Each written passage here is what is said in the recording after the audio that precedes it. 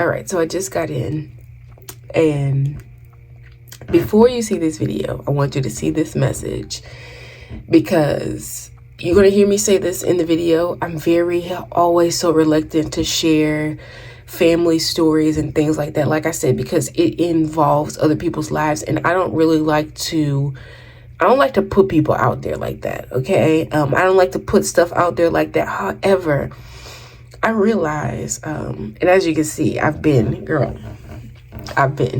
just worshiping my way back home, okay? I realized that this story, my story, is a message of the goodness of God. I don't tell you guys, it's a message of the cross, what Jesus did for us. That's what my story is. And I realized that it might make some people uncomfortable. The truth makes people uncomfortable. And before, I wouldn't tell stories like this. I'm like, what if somebody had to tell a story about me? They might have to tell a story about me. But at the end of the day, the message is God has been good to me. He's been faithful. I've seen the sovereign hand of God on my life. Things that I have deserved, I have not gotten. And I remember this one thing. I'm gonna tell you this, and I'm gonna go because I know my husband wants to know that I got in. I remember this pastor telling me, it was at a church I went to, like my first church that I ever went to, like as an adult, by myself, really. I remember him giving a word from God to me. And he told me that the Lord said your faithfulness would be rewarded. And I'm sitting there like boohoo crying. I'm thinking like my faithfulness going to be rewarded. That means money. That means I'm going to get money. That means this story is going to end better than it's going right now. And he also said, and thank you for loving me. And you know, God, don't start it to me. That was like 13 years ago. And as the years went by, I always would be like, faithful. Thank you for your faithfulness. Your faithfulness will be rewarded. Thank you for loving me. It was just so confusing to me. And as I'm driving, I'm just like, I know what you mean, because you're not going to know this because I don't come on telling all of these things. That's not the stewardship of. That's not a good way to steward what I know that God is doing, right? But I have been done terribly. I've been done terribly. And the faithfulness comes in just because you're done terribly. That doesn't mean that you can do people terribly. When someone does something to you and God places a mandate on you to love them, you become a different person. And for a long time, I struggle with that. Like, don't I deserve, better? And then he shows me that, Tiffany, you have the capacity for this. You have the capacity to love your husband back to me. You loved him to where he came back to me. You have capacity for it. I'm like, okay, where did I get the capacity? And then he shows me 14-year-old pregnant Tanzania. That pregnancy created the capacity. That adoption, it created the capacity for me to be able to understand and love and forgive beyond my comprehension, because you don't know all the things that I've done. Only I know all the things that I've done and how God has kept me. So if God has kept me through all of the crazy things that I've done, I have to believe that He'd do the same thing for you. And it just enlarges me. It enlarges my mind. It just stretches me. And He showed me, like, Tiffany, you've been faithful. You've been faithful. It didn't matter what situation I put you in, who was doing what. You've been faithful. And I did not think, like, who wants to be faithful over not being treated right? Can you imagine that? Who wants that? But I realized that that's the reason that I can come to you and tell you stories about my marriage, because I was faithful in the stewardship. That's why I can come here and tell you about my struggles, because I was faithful in the stewardship. So as you listen to the story, like I said, it's not to bash anyone. That's not my goal. But I realize this needs to be told. And it's not because it's my truth. It's because it's the truth about how good God is. It's the truth about how good God is. Okay, so without further ado, tears aside, let's get into the video. Hello, and welcome to another video. So I just made like, I don't know, probably 15 minutes of another video, but I realized I'm kind of not talking about what I really want to talk to you about, and I'm going to talk to you about this. Hopefully you get a chance to see, okay? Because y'all know I refrain from talking about other people, but some stories need to be told fully so that you can understand. I want you to understand once you get on the other side. You know, I'm talking from the other side now, but some of you don't understand me talking from the other side because you don't know how bad it was over yonder, okay? And I just feel like some people need to be set free. And I'm telling you, the video that set me free, I'm not talking about you all over there, because I didn't even know that was the gateway to moving further, was the video that I told you about my family struggle, how I struggled. I mean, I know it's not foreign. I know I'm not the only one. There might be people inside of my family who feel that they're struggling in the same way, but haven't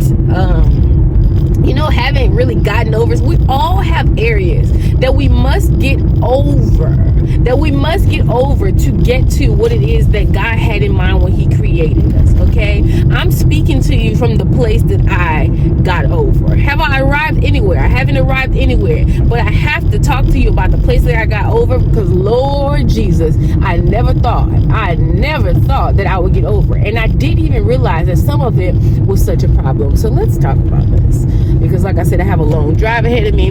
Not that long, but long enough.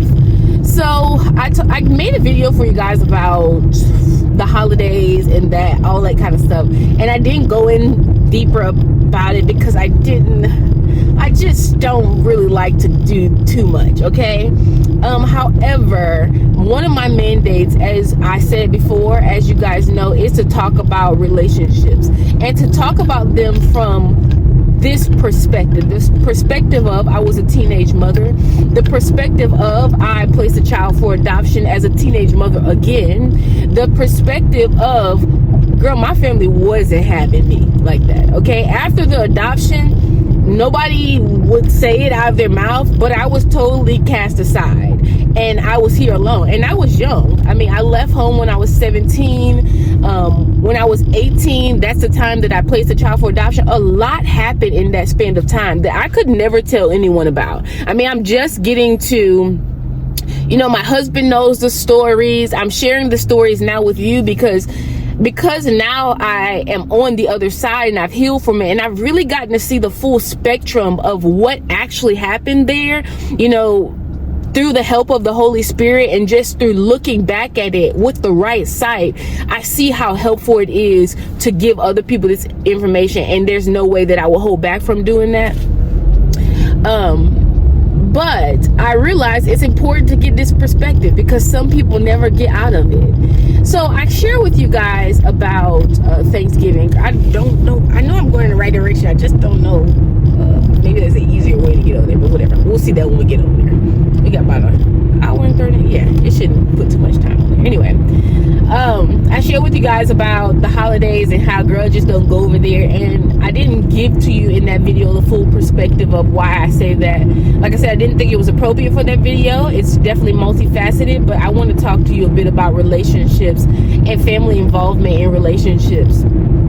And how sometimes it be in your best interest to not listen to what it is that they're saying. So you guys know at this point, my husband and I, we did not date each other. We met at a job.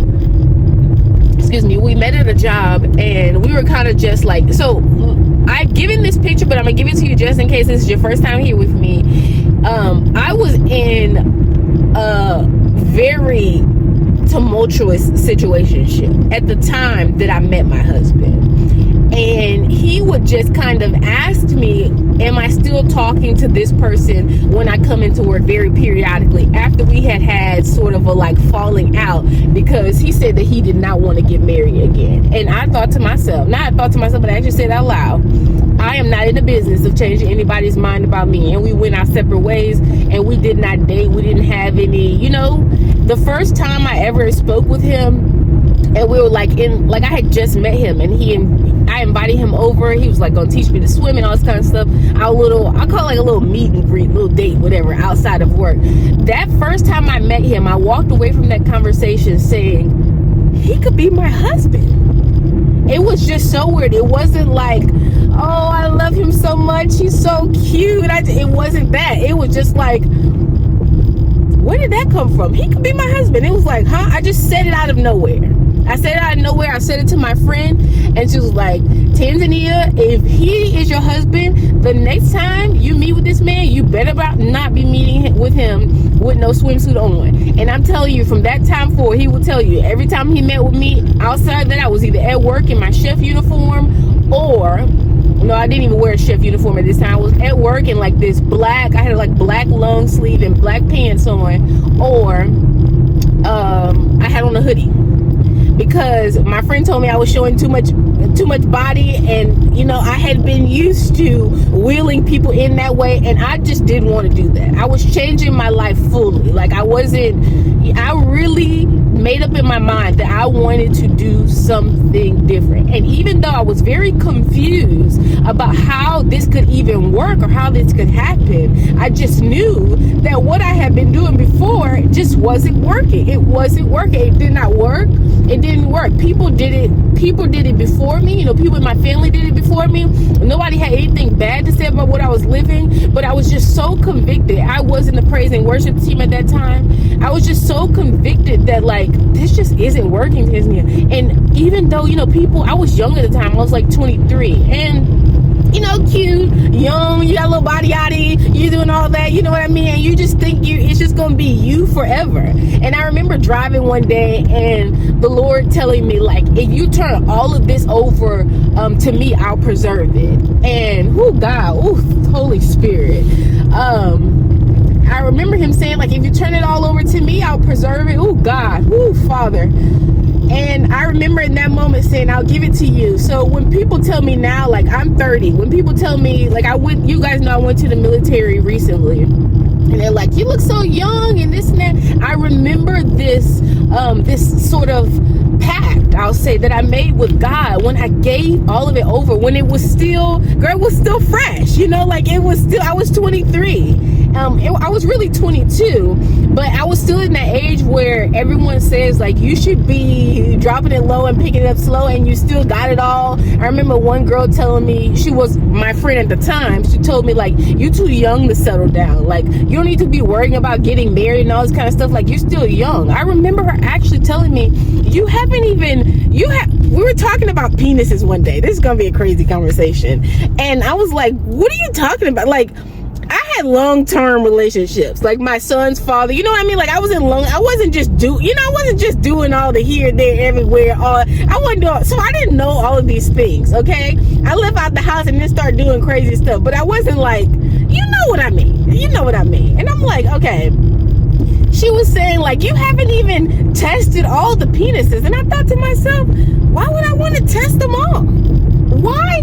I just couldn't.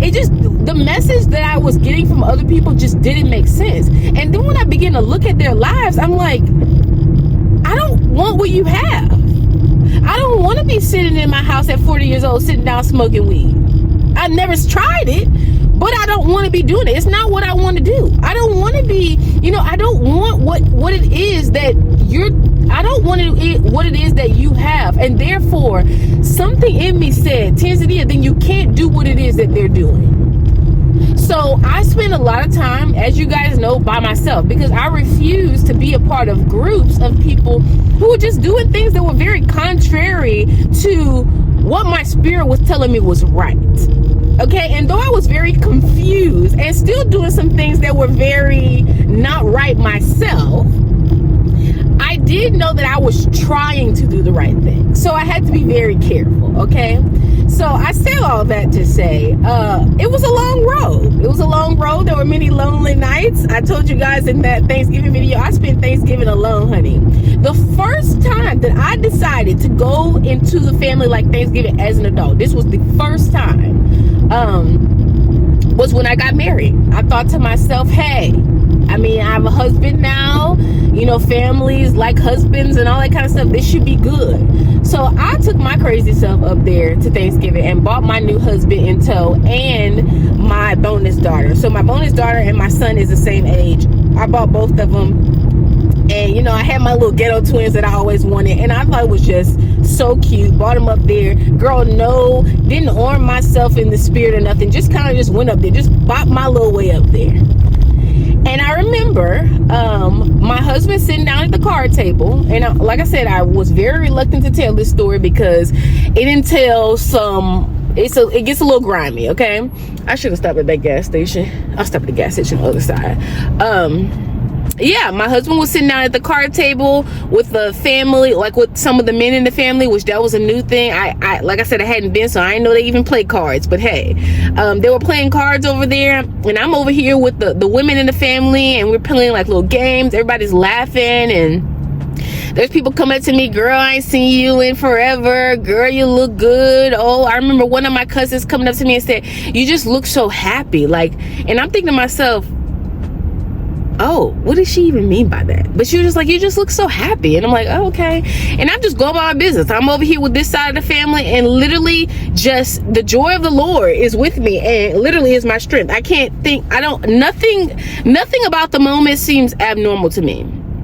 And my mom walks in, and at this point, you know, there had already been a little riffraff between my grandma and I, whatever. It was just something that was said, and I mentioned that in another video. I'm not going to talk about that here. She's kind of out doing her thing in the car. You know, my sister's doing her thing. I think my sister was actually doing lashes for the family. So it was just, you know, everybody was doing their own thing. Then my mom comes in, and maybe she was in for about 20 minutes, okay?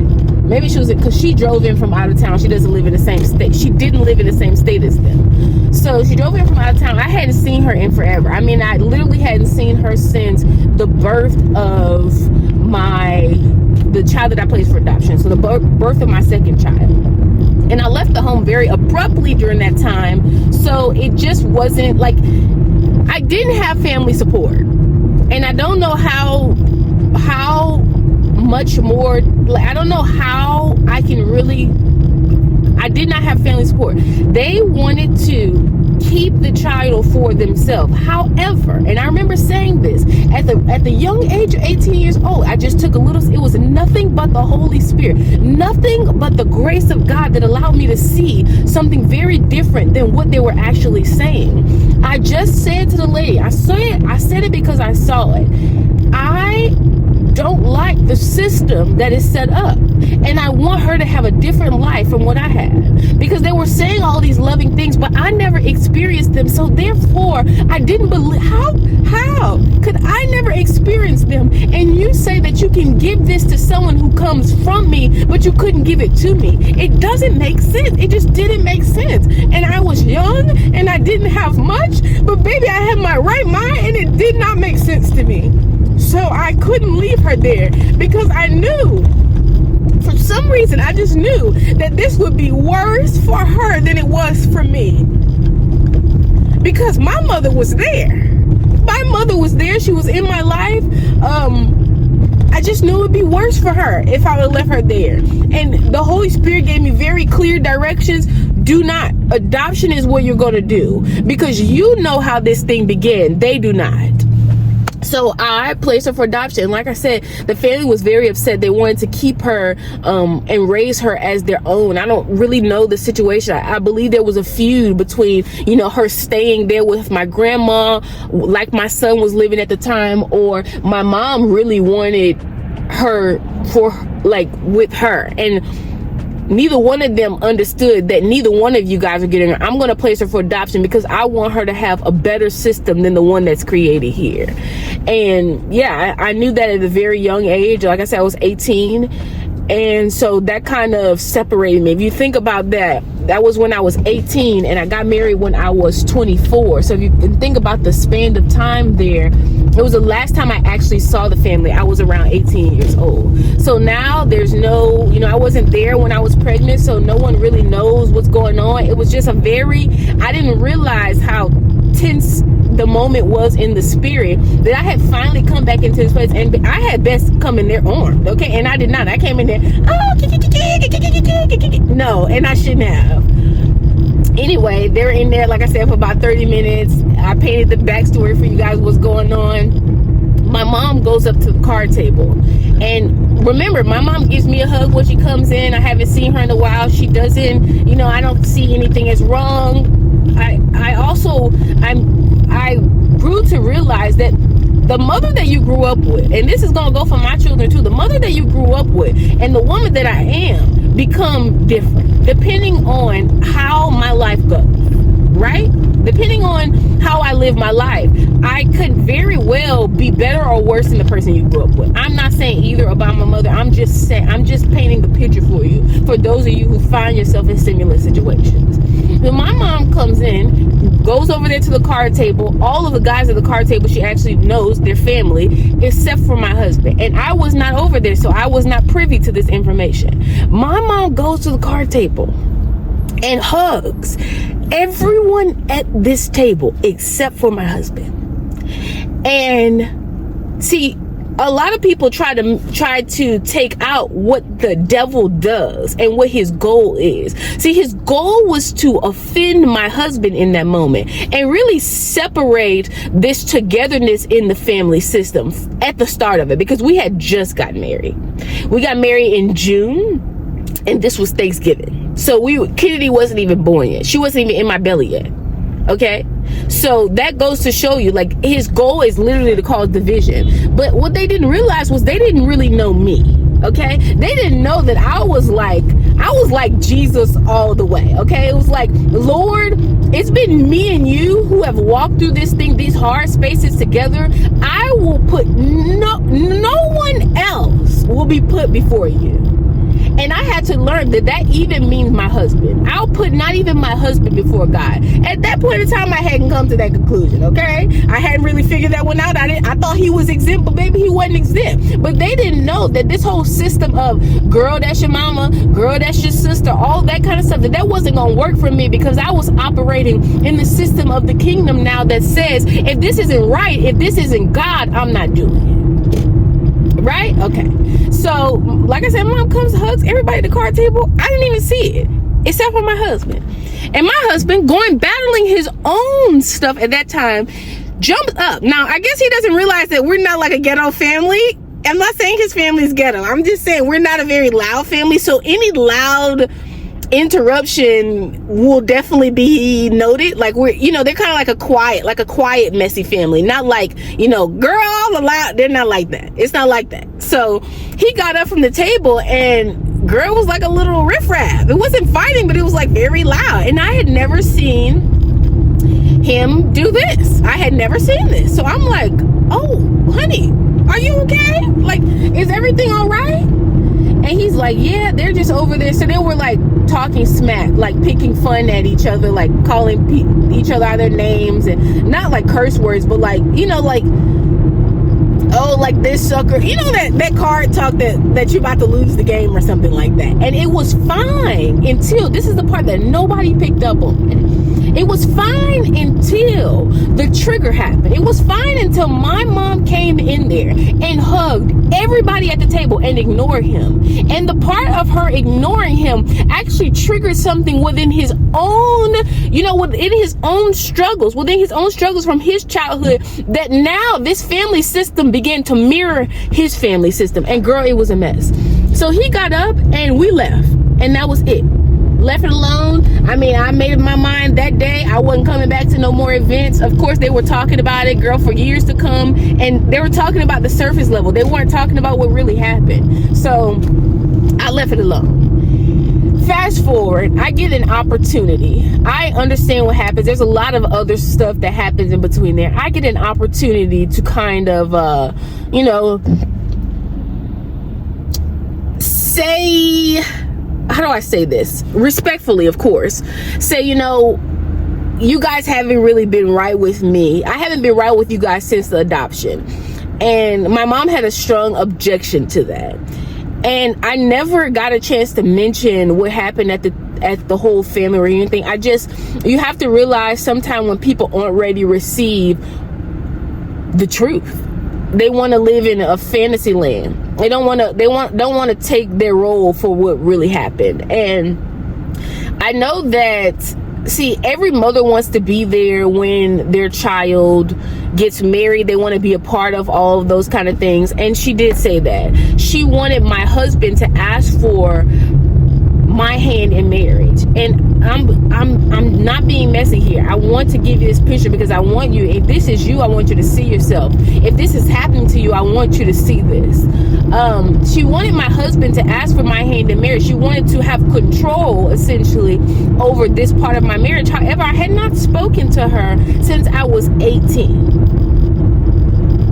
Because of the whole adoption thing. They said it wasn't because of the adoption thing, but that is exactly what it was. There was a feud, an internal feud going on with the family because I now separated myself. Nobody was paying my bills. Nobody was doing anything for me. I was completely out here on my own.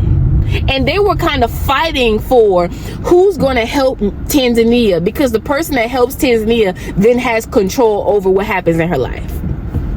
Okay, so then when I started doing things like getting off of phone plans and all that kind of stuff, it was just a mess. That is total manipulation, total witchcraft. I'm just saying, that's what it is. And when that began to happen, like I just wasn't a part of it. There was a lot of communication going on, like, you know, via my sister. Of course, me and my sister stayed in good relationship for a while until I just cut it all off. Because, like I said, she wanted my husband to ask for. She wanted my husband to ask for my hand in marriage, but I hadn't talked to her. So let's think about this. When someone asks for someone's hand in marriage, what they're actually asking for is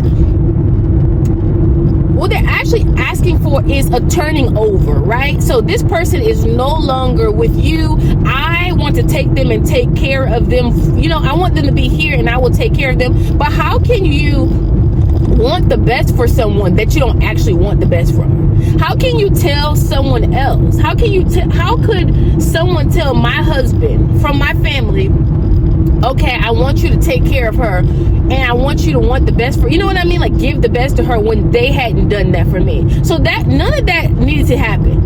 Of course, sure, it's tradition, but tradition doesn't trump God, because God gave me very specific instructions, even down to when we needed to get married, before I even had a fiance.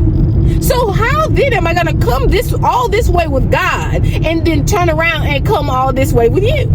No, and that did not go over well. People thought that's such a foreign concept. Girl, I'll leave them all behind. And this is outlined in the scripture for us. If you're not willing to forsake your mother, your father, and whoever else, you're not really willing to follow Jesus. I didn't know at that time that I was setting myself up to be a follower of Jesus for real. Not a fake Sunday follower of Jesus, but I'll give you every aspect of my life follower of Jesus. I just knew it was like the natural thing to do, but I didn't understand what I was fully stepping into. I'll be honest with you.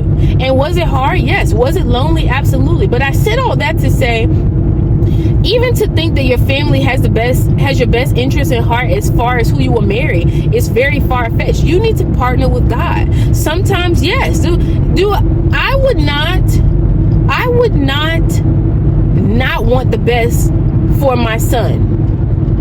You know what I mean? I would not want the best for my daughter, but I can also see how it would happen. I also have a loving husband. I also, my marriage is also healthy, and because my marriage is healthy, I've been, oh God, this is a conversation right here.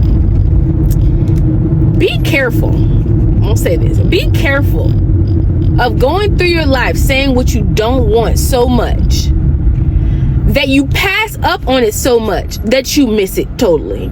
And then you turn around and try to siphon from your children's life. I'm not saying this is what my mother did. I'm saying this is what I see mothers do. Then you try to siphon from your children's life what you didn't make happen in yours because you refuse to give up the things that God told you to give up, that you refuse to follow his orders and his decrees, and now you try to guilt your children and vicariously live through them, i.e. participate in witchcraft. That is witchcraft. Manipulating and controlling people is witchcraft. And that's exactly what they were doing to me. Am I mad? I'm not mad. I'm not mad at them. I realize that most people who practice these things, who get into trying to control people, they do it. Sometimes first it comes from a place of love. But I want to tell you something beyond love, because love isn't really control. Control isn't really love. Something beyond love. And you know what that is?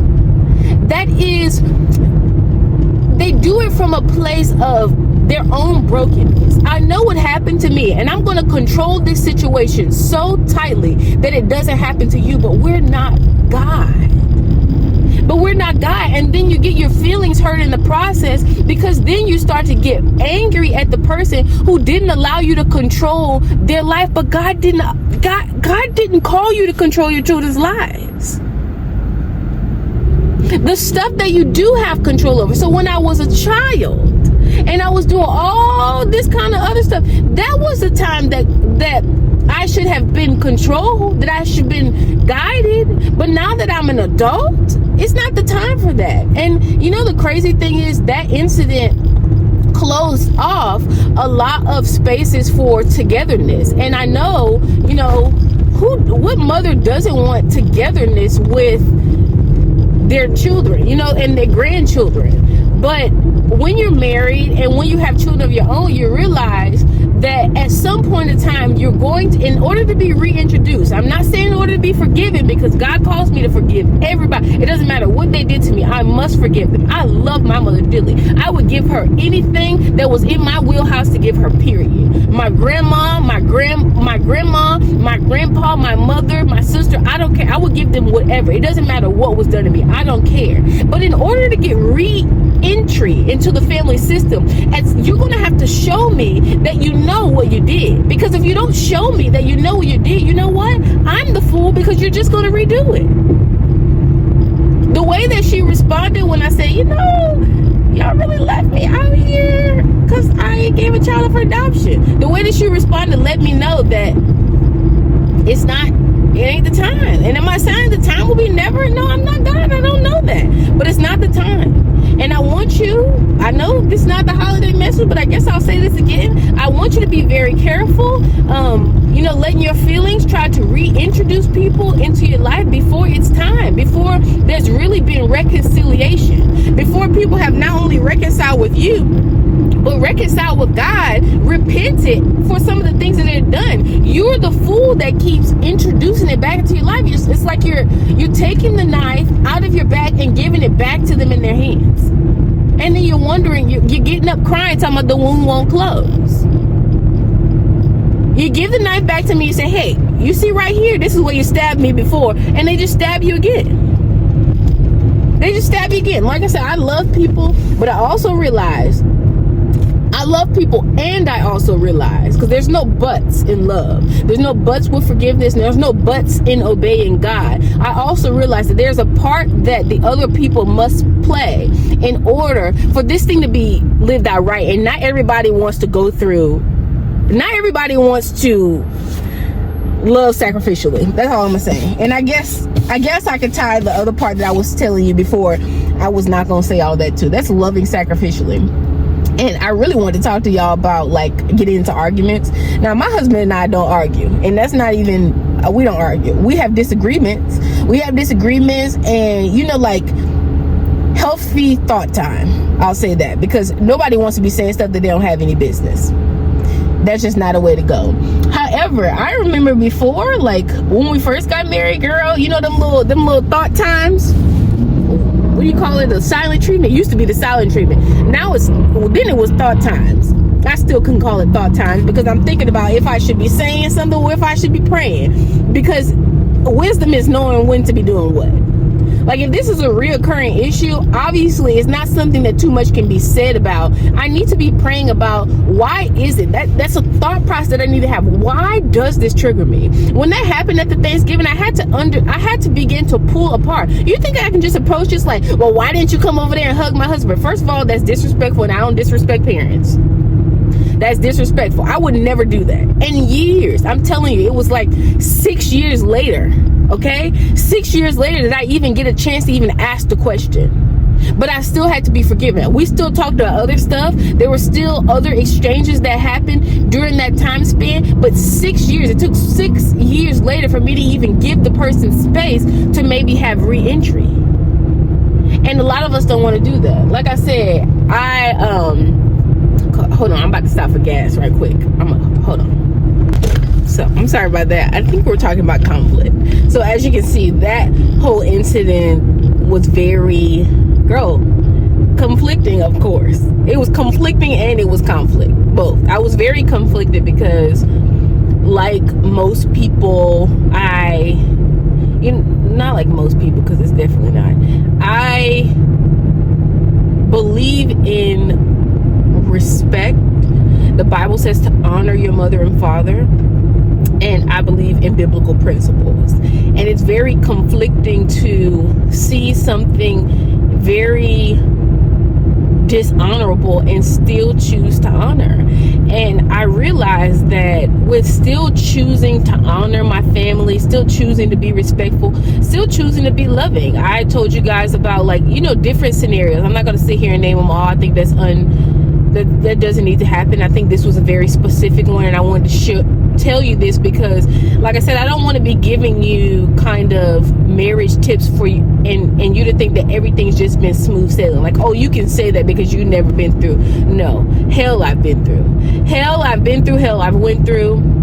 And hell I've lived through, okay? And I can only sit here and talk to you about how good it can get because I do know how bad it was. I remember how bad it was. Like I said, I understand that I'm talking about people, but these are just people that the enemy used, okay? The moment that happened, come on now, Satan entered Judas and got him to betray Jesus.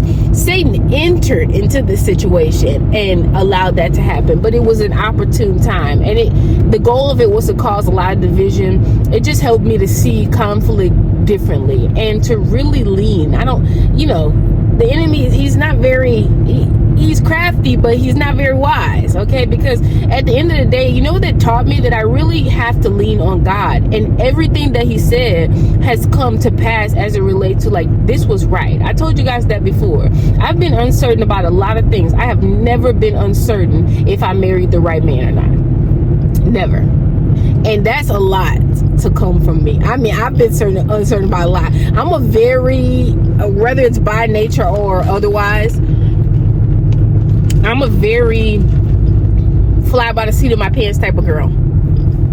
So the fact that I can even say that, girl, says a lot, okay? What am my husband talking about? It says a lot. I've never been uncertain if it was a man that I was supposed to marry, and not even in the worst of times, which is why I can talk about it. But like I said, that brings me to the conversation about conflict, and those silent times. I use those times as prayer times. Now, before I would take the time, literally that time when you're giving each other the silent treatment, I take it and sit there and think about all the things that I'm going to say to you, and how, the enemy just loves that space. I'm thinking about how dare you do this, and how mean, and, just thinking about the worst possible things that I can think about. So then when we come in and have a conversation, I'm coming in the conversation very much like, and that's not the way to have a conflict. I have learned the way to have a conflict. You know what I actually love about disagreements gives us both the chance to leave out better.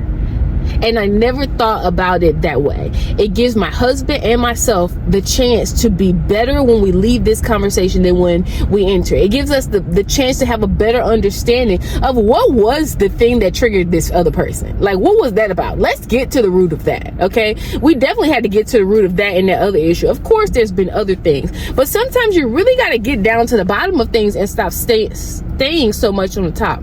And I find a lot of marriage is, if you can't get the concept that this is not about you, don't even get married.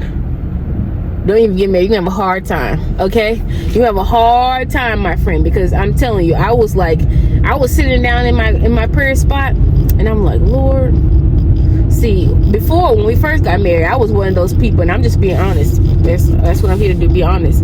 I was one of those people who pack up or pretend like I'm about to pack up or something, but I'm not just about to be sitting here and be mistreated. But I started to do that. If you can hear the backstory, the family backstory, well, I took those same principles into marriage with me. Like, okay, if I'm being mistreated, if I don't like the way things are going here, I'm just gonna pack up and leave. And that wasn't the way. It's just not the way to do marriage.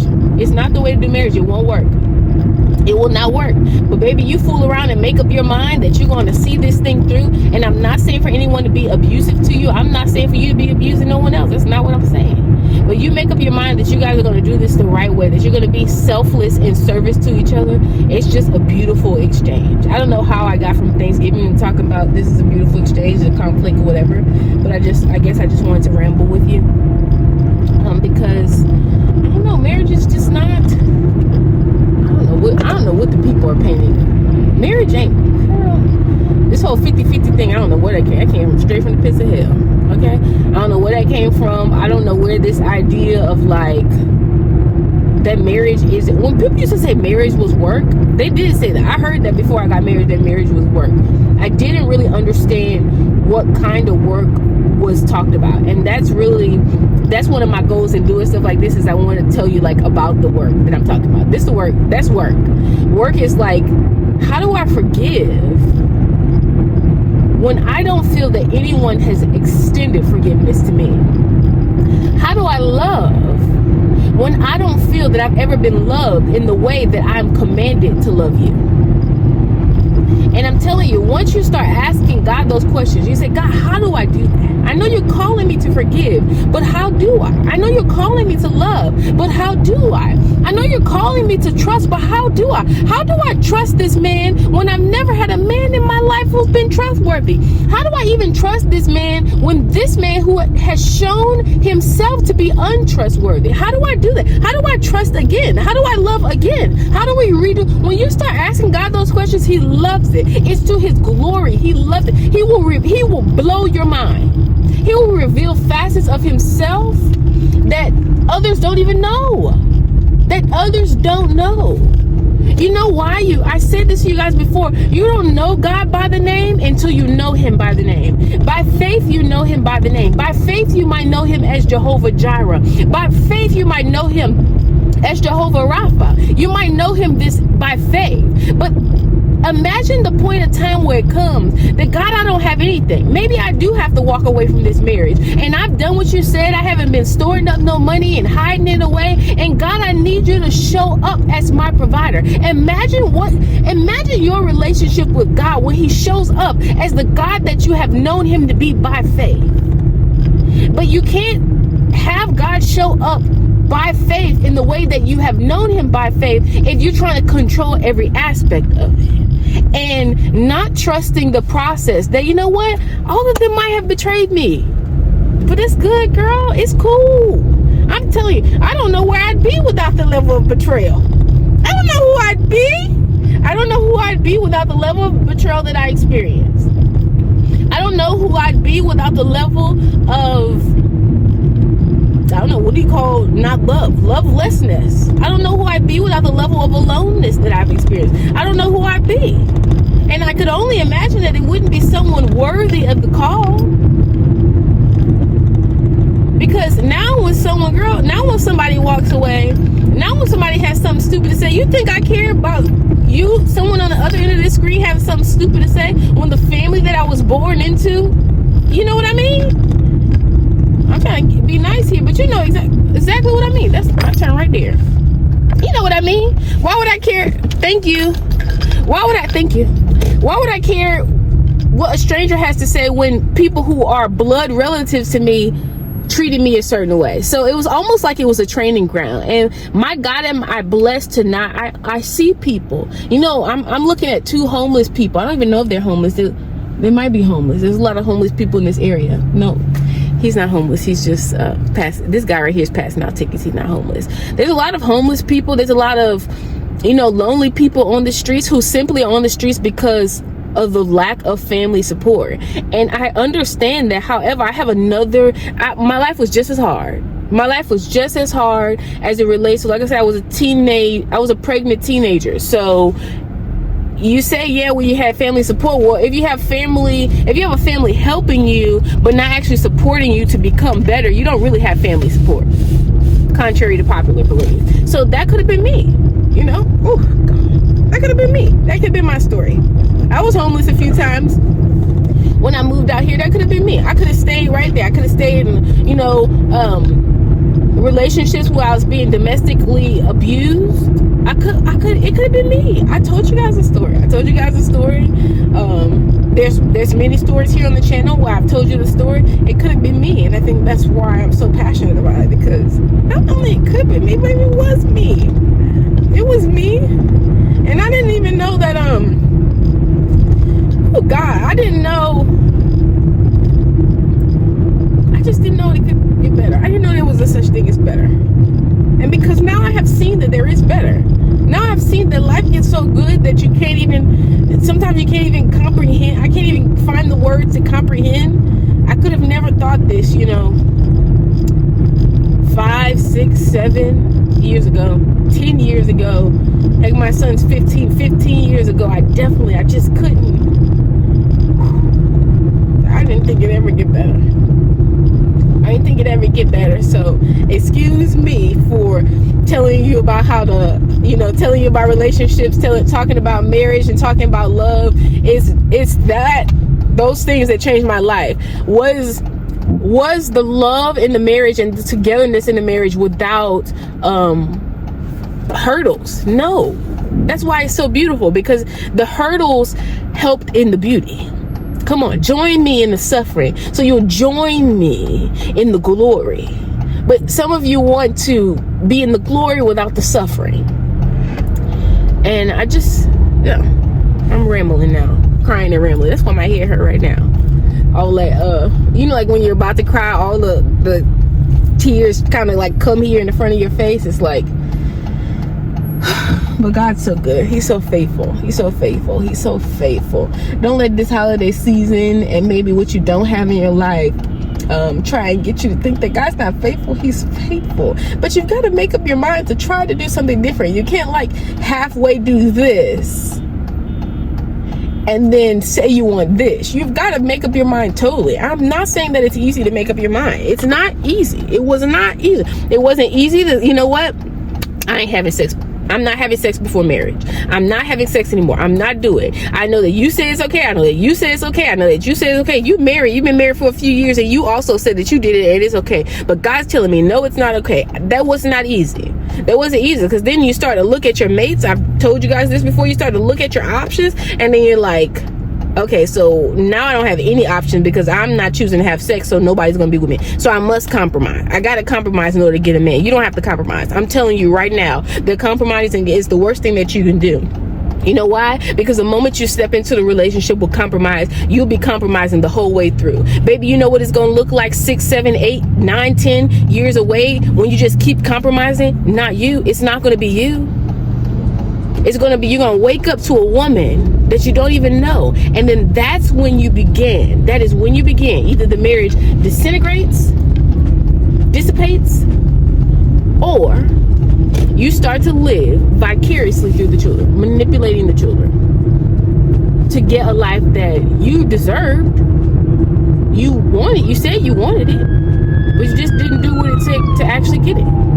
I want you to do what it takes to get it. That's all. Young or old, okay? So, as always, if you have a question, ask a question, and I'll see you in the next video.